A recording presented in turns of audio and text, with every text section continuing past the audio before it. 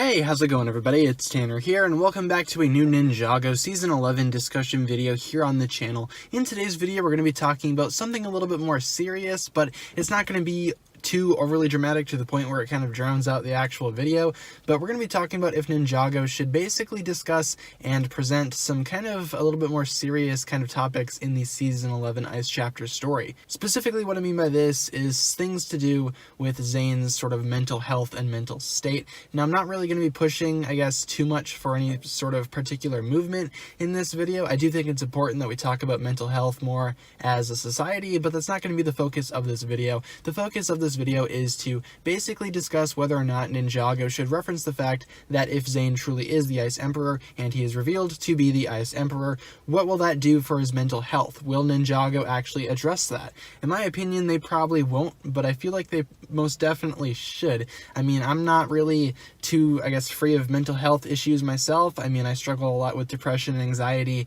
and various other forms of whatever you want to call it, but I'm not really too focused on it, but I do feel like Ninjago should address that. As somebody with a similar, I guess, condition to potentially what Zane could have, I would appreciate it if they would address that a little bit more. Again, a lot of things are set in stone for the Ice Chapter story moving forward, so I doubt they will go ahead and change it if they, do think, hey, maybe we should go back and address this. It's already done. But, Zane and Ninjago would be pretty messed up. I mean, when you think about it, he wouldn't be, I guess, as stable as, all the other ninja, especially if he's been alone in the Neverrealm for several decades. If time does work differently there, he would be a little, I guess, mentally distraught. Especially, consider this, you're Zane in the Neverrealm. You are, I guess, being manipulated by the Scroll of Forbidden Spinjitzu, as that has a negative influence on elemental users. You're being, I guess, forced to do terrible things by that. Then you run into General Vex, who kind of convinces you to join him and kind of, you kind of work under his, I guess, immoral guidelines a little bit more and,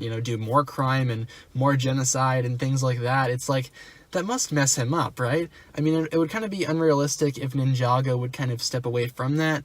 And I know that it's Ninjago, and the last thing that the show is realistic. But still, though, I mean, something like that probably shouldn't be glossed over, especially if it's happening to a character as important as Zane. Zane's been missing from the show for several episodes now, so, if they addressed what kind of an impact it would actually have on him, I feel like it would actually, I guess, provide a little bit more morality to the series as it is. Again, I'm not saying maybe make the character of Zane have some sort of mental illness, but, I mean, when you think about it, he probably wouldn't be right, and just glossing over it with the power of friendship doesn't really seem like the way to actually go about doing it. I'm not trying to push for Ninjago to incorporate the ideals of mental health into their actual show. I'm just saying that it's kind of, I guess, unrealistic for Zane to simply be fine after he's through with everything. I know he's an android, he's not an actual human, so maybe things work differently on him, but still though, I mean, if you're going to have him gone for the entire, I guess, second half of a season, maybe have some consequences to follow that. Maybe have the character of Zane kind of be struggling a little bit with who he is and what he is. But of course, all I said in this video was simply just my own opinion. I mean, nothing that I said in this video has to be,